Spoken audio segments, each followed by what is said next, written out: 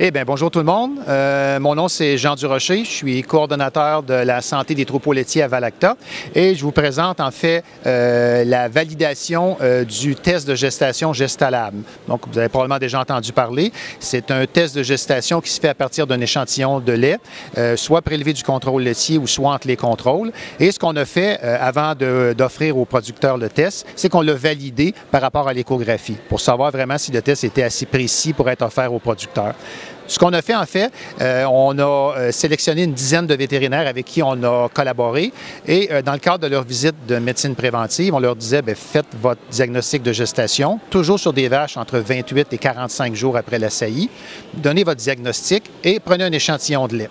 L'échantillon de lait était envoyé au laboratoire de Valacta et on procédait à l'analyse, en fait, de la protéine de gestation qu'on appelle la PAG.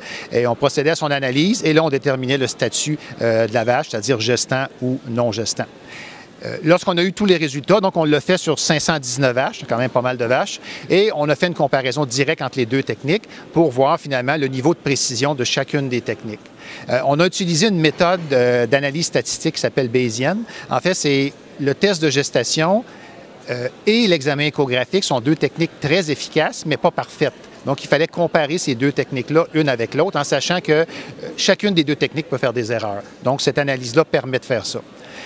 Si vous jetez un petit coup d'œil ici en bas, on a les résultats. En fait, quand on évalue une technique comme ça, on mesure toujours la sensibilité et la spécificité. Donc, la sensibilité, c'est la capacité à détecter les vaches gestantes ou à identifier correctement les vaches gestantes.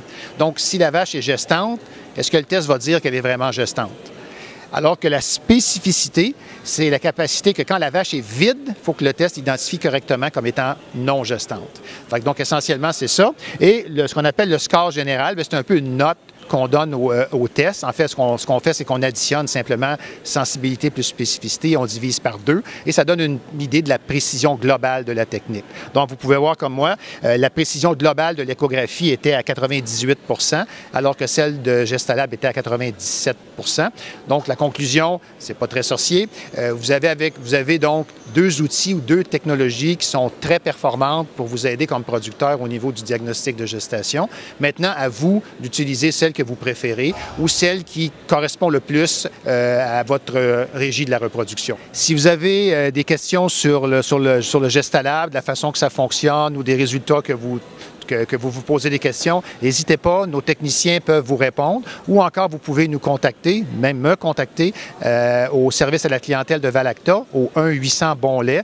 Ça va nous faire plaisir de vous donner les informations et de jaser avec vous.